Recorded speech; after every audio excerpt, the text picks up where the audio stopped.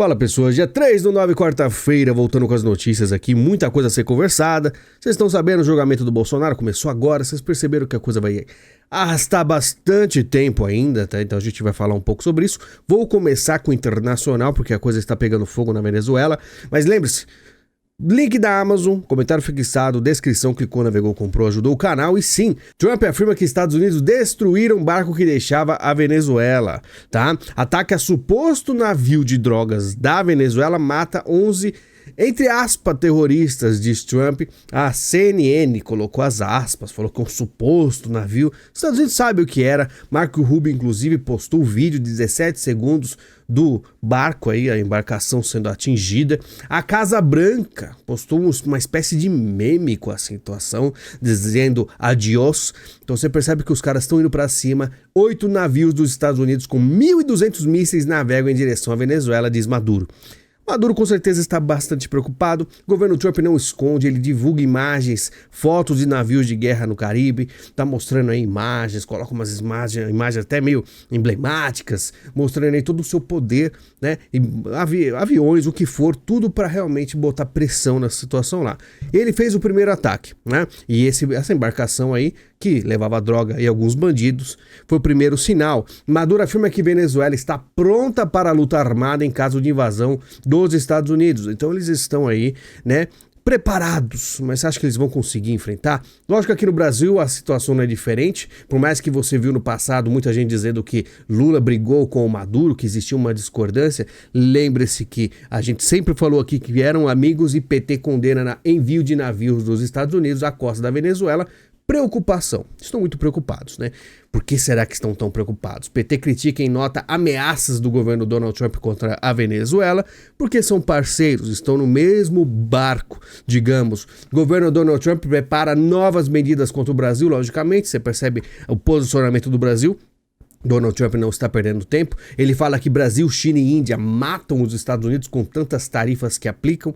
Claro que ele está exagerando porque ele precisa enfrentar o BRICS. Então você pega aí 3 países do BRICS e é isso que ele enfrenta. O governo Lula espera novas sanções de Trump após o julgamento de Bolsonaro. Não que, vamos dizer assim, é algo que faz parte, como a gente fala das personalidades. Vocês vão ver aí esse julgamento aí sendo estendido a muito, se pedir visto, vai dar muito tempo aí para vocês verem que isso aí eles vão levar o máximo de tempo possível.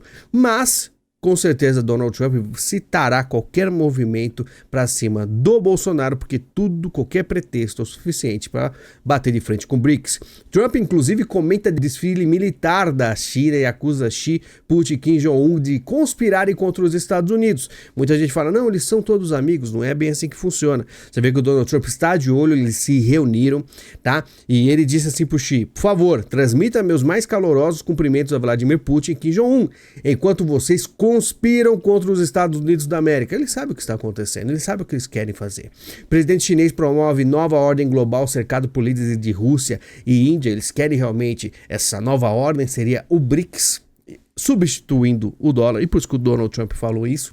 E conselheiro de Trump prevê fim dos Estados Unidos se a Suprema Corte derrubar as tarifas, pois derrubando as tarifas, o caminho fica absolutamente livre para os BRICS quebrarem os Estados Unidos e perderem essa guerra comercial. Ícone democrata dos Estados Unidos pede que o governo Trump justifique as sanções, né, ao Brasil. Essa personagem AOC, muito famosa entre os esquerdistas americanos, vamos dizer, a garota prodígio deles, que faz muito barulho, grita bastante, enche bastante o saco, e agora está aí também enchendo o saco do Brasil. E olha só o Dark Money, acontece aí que aparentemente influenciadores pró-democratas, ou seja, pró-esquerda americanos, estão ganhando $8 mil por mês para divulgar pontos de discussão de esquerda, né? Pois é, os famosos MAVs estão em todos os lugares, até mesmo lá fora. França ordena que hospitais estejam preparados para conflitos mundiais, né? Com certeza a França está louca para começar aí um conflito. Então você percebe que até a Rússia é suspeita de bloquear GPS de avião da presidente da União Europeia, né? Que pilotos precisaram recorrer a um mapa de papel para realizar o pouso. Não sei se precisava tanto assim, né? Tem todos os equipamentos ainda. Mas existe toda essa tensão que muito provavelmente os globalistas eles ficariam muito felizes de ver um conflito mundial acontecendo bem no governo Trump para afetá-lo, já que a questão aí de saúde talvez não caia de novo, né? Não seja uma estratégia que funcionará novamente. A Rússia oferece até 182 mil reais para cidadãos lutarem em conflitos na África. Tá? Então você percebe que eles estão aí sempre buscando gente para ir para o front. E aqui no Brasil, vamos falar um pouco aí da questão nacional. Empurraremos o extremismo para a margem da história, diz Barroso na véspera de julgamento de Bolsonaro. E você vê o rosto aí do Barroso, tá um pouquinho mais confiante. Você percebe que tá surgindo uma leve, vamos dizer, alegria ali, mas bem pouquinha. Por quê? Porque o negócio tá ficando feio. Tudo que tá acontecendo, por mais que a gente vai ver, vai falar do julgamento agora, vocês vão perceber que existe aí, vamos dizer assim, existe algo ainda complicado. Você percebe também, né, na Câmara, os caras levando algumas pessoas para falar nas reuniões da CCJ, você percebe que existe aí um conflito, né? O Brasil chega hoje com uma democracia forte, diz Moraes ao abrir fala em julgamento. Vamos brevemente falar aqui de algumas falas do julgamento para você perceber como é que é o clima da coisa se você perdeu. Eu estive assistindo, peguei no sono ali um pouquinho, porque demora bastante, fazem pausas, né? Deu uma pausa bem comprida no meio ali para eles almoçarem. Quando voltou, algumas coisas interessantes, mas Bolsonaro ainda, vamos dizer, não foi o foco. STF, olha só, oferece meditação para ministros antes de julgamento de Bolsonaro. Estavam até meditando, porque com certeza todos estavam bem assim, vamos dizer, ansiosos, né? Até meio nervosos. Você percebe que eles estavam lendo e errando bastante, né? Bolsonaro estruturou plano contra instituições democráticas. Moraes lê alegações finais da PGR. Moraes cita a fala de Bolsonaro de 7/9 de 2021, dia de um dos principais ataques do ex-presidente ao STF, né? Lembrando coisas antigas e dando toda essa abertura. Você percebe que são vários ali, né, que estão sendo julgados, mas o Bolsonaro aparentemente foi aí o principal, né, nas críticas. Soberania não pode ser extorquida, né, a gente vai falar do Trump mais um pouquinho ali perto do final, a gente vai falar o porquê. Golpe não se consumou porque não teve a adesão dos comandantes militares, diz o Gonê. Quando o presidente se reúne com comandantes militares, o golpe está em curso. Gonê fez um texto todo rebuscado, com umas palavrinhas ali diferentinhas, uma coisa bem estafante para escutar, né? É mais ou menos assim que funciona a política brasileira, né? Aquela coisa, verborragia, sabe, as palavras muito chatas, aquele texto tão longo que não chega muito a lugar nenhum. Algumas coisas ali dá para entender, mas é bem estafante. Gonê relembra a fala de Bolsonaro: quero dizer aos canalhas que não serei preso, lembrando falas de Bolsonaro, porque muito provavelmente agora eles vão tentar prendê-lo, provavelmente, né? Por mais que existam algumas articulações, mas a gente vai ver que aqui no Brasil, não sei se vai sair alguma coisa disso não, né? Bolsonaro coordenou e determinou atos para tentativa de golpe, diz o PGR, então já é deixando tudo bem acertado, né? A PF prevê rota de escape para ministros em caso de invasão do STF, né? Toda uma preocupação, vocês percebem? Enquanto isso, manifestantes do MTST empurra bolsonarista na frente do condomínio de Bolsonaro e PM intervém, parem de briga e tal, mas isso aí não teve tanta gente quanto o pessoal imaginava. Você vê poucas pessoas aí engajadas, até mesmo porque o próprio Bolsonaro decidiu não acompanhar o julgamento no STF, né? Ele tem problemas ali de muitos soluços por causa da facada, bastante problemas de saúde, né? O próprio Malafaia não assistirá ao julgamento de Bolsonaro, já sei a sentença. O Malafaia, vocês sabem muito bem, que passou durante muitos anos aí sem ser alvo, e ele tem um monte de coisa aparecendo. Já está até mais estressado, algumas citações, algumas palavras em relação ao Bolsonaro, ele já fala assim que não é bolsonarista, anda repetindo mais do que de costume isso aí, né? Oposição tenta cartada para interromper o julgamento de Bolsonaro no STF, então já começa aí algumas articulações que eu duvido muito que funcione, porque eles querem fazer o quê? Pegar algumas declarações do Tagliaferro, que a gente vai falar um pouco no final do vídeo, e levar para o Barroso, como se o Barroso, vamos dizer assim, mudasse de ideia. Tudo bem que o Barroso ele tá meio assim incomodado, ele não tá tão tranquilinho, mas duvido que ele faça alguma coisa a favor do Bolsonaro, né? Crimes atribuídos a Bolsonaro foram criados por lei sancionada em seu governo. Isso é uma coisa, né, que o pessoal realmente fala. Ironia histórica pode fazer Bolsonaro ser punido com base em lei que sancionou. Chegava muita coisa para ele, algumas coisas ele sempre fazia, vamos dizer assim, ele pegava o que vinha do Congresso, para não ter muita animosidade com o Congresso, ele passava algumas coisas e outra ele bloqueava, né, ele vetava. para tentar fazer o máximo possível. E provavelmente sancionou coisas ali que ele nem estava preparado, né? Provavelmente os assessores também deixaram passar isso aí. Moraes autoriza a visita de Arthur Lira ao ex-presidente Jair Bolsonaro, o que é muito estranho. Por que o Arthur Lira conversaria com o Bolsonaro? Dizem que é anistia, eu já não sei, né? Porque muito provavelmente alguns pedidos, foram pedir alguma coisa pro Bolsonaro, talvez, né? Como assim, dá um apoio pro Ricardo Nunes, dá um apoio pro Hugo Mota, talvez ele vai tentar mais uma vez, vão conversar para ele para tentar alguma coisa, talvez algum apoio, não sei. Conselheiro de Trump rebate Moraes por fala sobre soberania nacional, ele já tinha postado a foto, né, com o Bolsonaro, tá apoiando lá de fora. Mas como a gente falou aqui, esse julgamento vai se estender, vai ser bastante sofrido pro Bolsonaro, né? Com certeza vai ficar bem estressado em relação a isso, porque os caras vão enrolar o máximo possível, né? Enquanto o Bolsonaro é julgado pelo STF, Tarcísio abraça a pauta da anistia.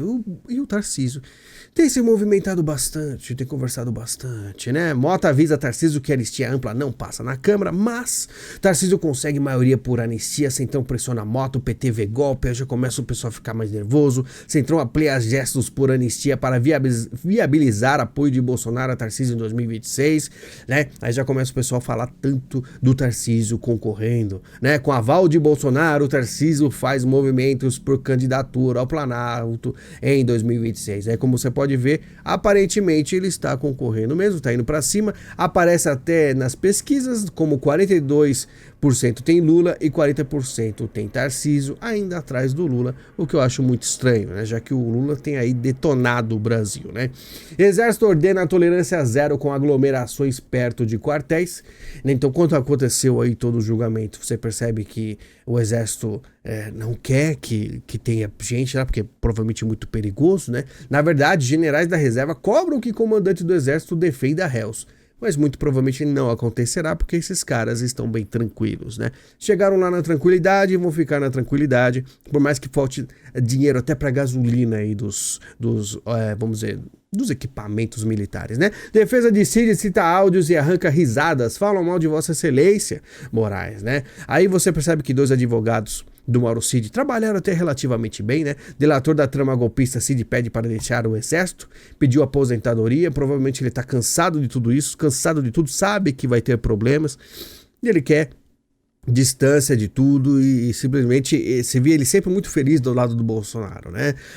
Mas aí ele percebeu que muito das articulações em volta dele ali deram problemas, né? E ele está bem chateado, você lembra dos áudios importantes do Mauro Cid que eu sempre cito aqui, e teve até vamos dizer, o advogado que defende o Mauro Cid, ao cumprimentar os ministros do STF, chamou a atenção ao alencar uma série de elogios ao Fux, inclusive chamando de atraente. Aí muita gente fica falando, por que o advogado tem que elogiar tanto? Eu digo pra vocês, por mais que pareça estranho, é esse o bom advogado. Ele chega pros caras lá e puxa o saco de todos, para tentar ao máximo conseguir o melhor para o seu, vamos dizer assim, cliente, né? Muito diferente de alguns outros advogados, que chega já lá batendo de frente, falando alto e lacrando, e depois larga o cliente na mão, né? Então, pelo menos o Mauro Cid aí tá com 2 advogados que aparentemente estão tentando ao máximo, né? Até mesmo falar que o Fux é atraente. Defesa de Almir Ganier, se Bolsonaro precisar de cigarro em qualquer lugar, conte comigo, já meio que jogando o Bolsonaro, né, na cadeia. E fez uma defesa muito estranha, né? Falou, não, vocês viram que eles tentaram, se eles tentaram, né? Mas mesmo assim pegou mal. Eles resistiram. Imagina, alguém vai tentar matar, né? Uma pessoa, não vou nem citar aqui, porque vamos ver se talvez alguém interprete errado. Mas e se desistir no meio do caminho? Não é nada. Então, uma defesa meio estranha aí, né? E em recado a Trump, como eu comentei, Moraes diz que soberania jamais será negociada, né? Então já começa a dar aquela citada. Moraes está desafiando o Trump e testando a paciência de colegas no STF, diz a Reuters. Então o pessoal já percebe que o Moraes está realmente batendo de frente. Aí a gente tem que ver como é que os outros ministros vão reagir a tudo isso, né? O ator Trump faz governo Lula resistir a classificar facção como terrorista. Então a gente falou isso aí. Dizem que é por causa do Trump, mas Trump vai ficar bastante tempo aí para incomodá-los, assinará decreto inclusive exigindo documentos de identidade de eleitores. Então vai ser bem complicado para os democratas, né, pegar um pessoalzinho que já tá morto para votar, né? E Donald Trump reaparece em público e fala sobre boatos de sua morte. Reaparece como se tivesse sumido há muito tempo, 2 dias, né? E ele fala assim, ó, afirmando que quando ele desaparece por 2 dias, surgem boatos que morreu, enquanto Biden poderia passar meses sem fazer nada, sem ser visto e ninguém cogitaria algo do tipo, né? O Biden sumia, ninguém via, tá todo caquético, ninguém falava nada. Aí o Trump dá uma sumida de 2 dias, morreu. Como assim, né? Porque existe muita torcida. Tudo bem que ele já tem uma idade, certa idade, né?